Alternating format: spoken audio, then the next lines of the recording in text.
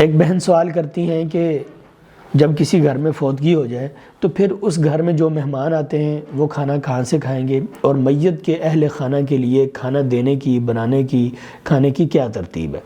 دیکھیں جی، نبی کریم صلی اللہ علیہ وسلم نے جعفر رضی اللہ تعالیٰ عنہ کے اہل خانہ کے لیے لوگوں کو کھانا بنانے کا حکم دیا تھا، اور اس سے اسلام کی رفعت، اسلام کی بلندی اور اسلام کی وسیع ظرفی معلوم ہوتی ہے کہ اسلام کس قدر انسانیت کو جوڑنے والا، صلہ رحمی کرنے والا اور خوشیاں بانٹنے والا اور دکھوں دردوں میں لوگوں کے زخموں کے اوپر مرہم رکھنے والا دین ہے،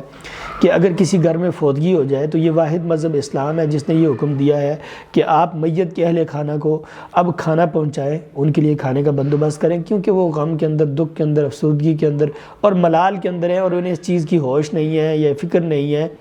کہ وہ کھانا کیا پکائیں، کہاں سے بنائیں، کیسے لائیں، اور ان کے بچے ہیں اور سارے معاملات ہیں۔ تو اسلام نے یہ حکم دیا کہ ان کے پڑوسی، قریبی رشتہ دار اور جو لوگ ان سے وابستہ ہیں، تعلق والے، وہ ان کے کھانے کا اہتمام کریں۔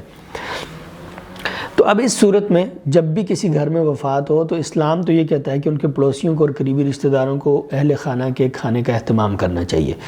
کبھی کبھی ایسے ہوتا ہے کہ میت کے اہل خانہ کے مہمان آتے ہیں، جنازہ میں شرکت کے لیے دور دراز سے، دوسرے شہروں سے آتے ہیں، اور پھر ان کے کھانے کے لیے مسائل ہوتے ہیں۔ تو اسلام تو یہ کہتا ہے کہ جو پڑوسی اور رشتہ دار ہیں جب وہ میت کے اہل خانہ کو کھانا دیں تو اس بات کا بھی خیال رکھیں کہ ان کے گھر کے افراد کتنے ہیں اور مہمان کتنے ہیں، ان کے لیے بھی ساتھ کھانا بنایا جائے اور ان کے کھانے کا بھی اہتمام کیا جائے، اور یہ کھانا ان مہمانوں کے لیے جائز ہوگا، درست ہوگا، جو ان کو پڑوسیوں نے بھیجا ہے یا ان کے رشتہ داروں نے بھیجا ہے یا جس نے بھی بھیجا ہے، یہ ان کے لیے کھانا کھانا جائز ہے۔ یا پھر جیسے سائلہ کا یہ موقف ہے، سائلہ نے یہ بات بتائی ہے، جنہوں نے یہ سوال پوچھا ہے کہ اگر وہ باہر سے کہیں سے کھانا کھا لیں، ہوٹل وغیرہ سے یا کہیں سے بھی اپنے آپ، تو یہ بھی طریقہ درست اور جائز ہے۔ لیکن ایک بات یاد رکھنے کی ہے، ہمارے ہاں لوگ میت، جس گھر میں میت ہوتی ہے، فوتگی ہوتی ہے، وہاں پر کتنی ہی دیگیں پکتی ہیں اور وہاں پر لوگ بیٹھ کر گپے ہانک رہے ہوتے ہیں اور حکے پی رہے ہوتے ہیں اور نشہ کر رہے ہوتے ہیں اور سگریٹ پی رہے ہوتے ہیں اور باتیں کر رہے ہوتے ہیں اور مجلسیں بپا کی ہوتی ہیں۔ تو یہ چیز ٹھیک نہیں ہے۔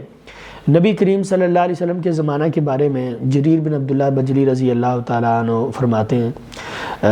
مسند احمد کے اندر یہ حدیث ہے کہ کننا نعد الاجتماع، کہ نبی کریم صلی اللہ علیہ وسلم کے زمانہ میں ہم میت کے گھر میں لوگوں کا جمع ہونا، اس کو نوحہ شمار کرتے تھے کہ میت کے گھر میں لوگ جمع ہیں، مجلس میں بیٹھے ہوئے ہیں اور باتیں کر رہے ہیں اور کھانے کھا رہے ہیں، ان چیزوں کو ہم نوحہ شمار کرتے۔ تو یہ صحیح حدیث ہے، علامہ البانی رحمۃ اللہ علیہ اس حدیث کو صحیح کہتے ہیں۔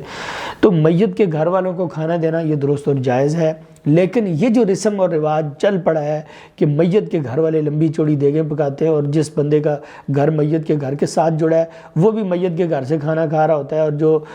2-4 فٹ کے فاصلے پر، 4 گز کے فاصلے پر قریب سے جو آیا ہے وہ بھی میت کے گھر سے کھانا کھا رہا ہوتا ہے، اور سبھی محلے والے میت کے گھر سے کھانا کھا رہے ہوتے ہیں، اور لگ ایسے رہا ہوتا ہے جیسے یہاں پر میت نہیں ہوئی بلکہ کسی دعوت کا اہتمام کیا گیا ہے۔ تو یہ چیز ٹھیک نہیں ہے۔